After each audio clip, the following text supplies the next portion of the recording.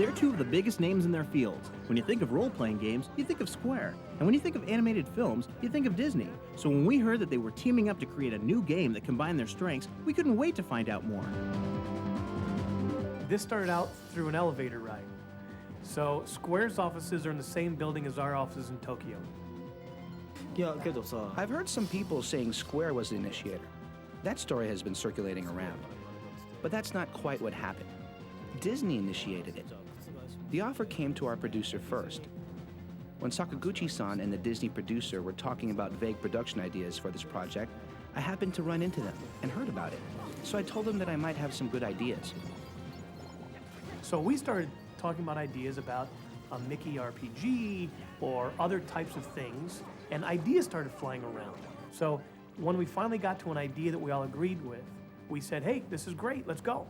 And then Square put their, as usual, incredible resources against the title and came out with magic, I think. Wow! The two powerhouses have created a totally unique game, one that combines the world of Disney with the sensibility of a Final Fantasy game.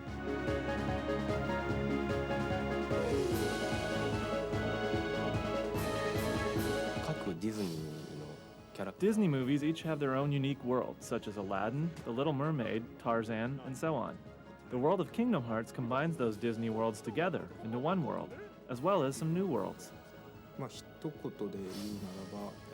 I would express it in one word, it is about heart. The main character Sora travels around the Disney world and discovers its true meaning.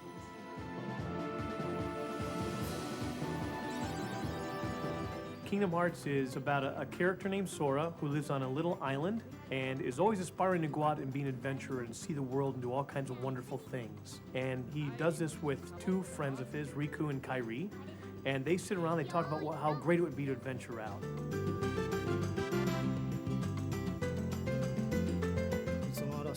So they plan an adventure to see the world using a small raft. Each character has their own thoughts and goals about the adventure. But the day of embarkation, a storm hits the island. Not a natural storm, but a mystical one.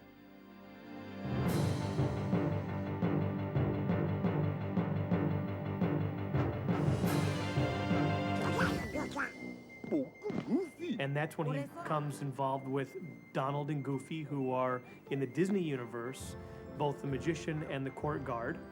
And they're off to find their King Mickey, who has disappeared. No one knows where he is.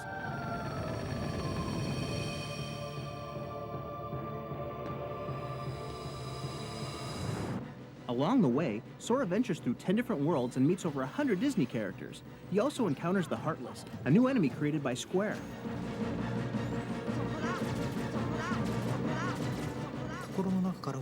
The Heartless are shadows that were originally born from the dark side of the heart. They do not have hearts and attack those that do.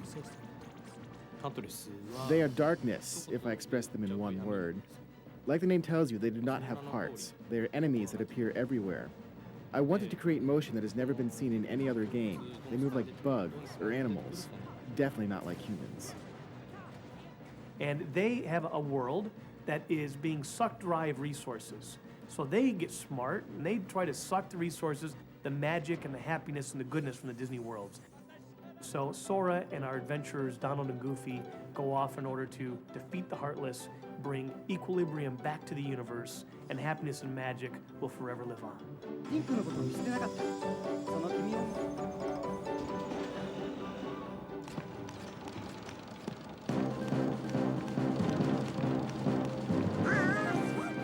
The differences between Disney-style animation and the Japanese style that Square is famous for presented the game's designers with a major challenge. Prior to actually getting into the production process, I had told Disney that I would not intentionally alter any of the new Square character designs, just for them to fit into the world of Disney. I did not think it was necessary. Besides, there are already dissimilarities along Disney character designs.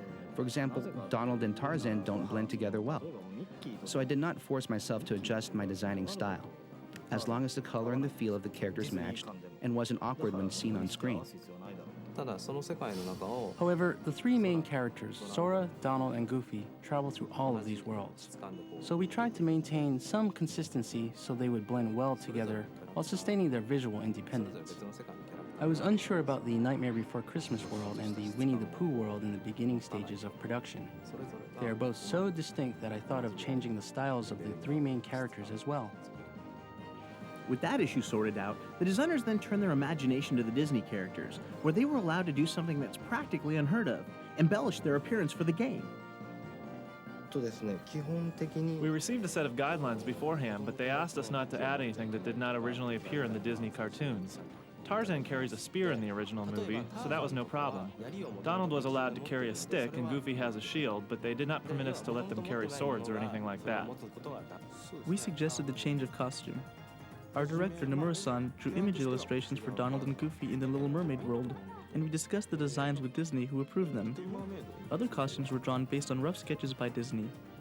Nightmare Before Christmas world is not an ordinary Disney world, so the key was how well we could blend Disney characters, such as Donald and Goofy, into this particular world.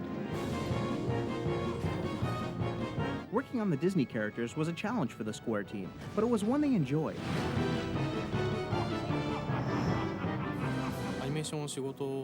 We animators consider Disney an inventor of film animation. Disney is the original animation company and is always in everyone's mind. I'm proud of myself, accomplishing our job and also being part of a Disney project.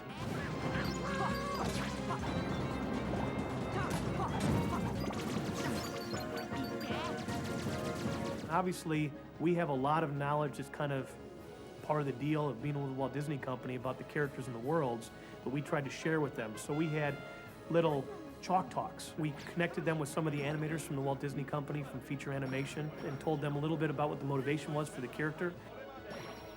Disney offered a class for a day.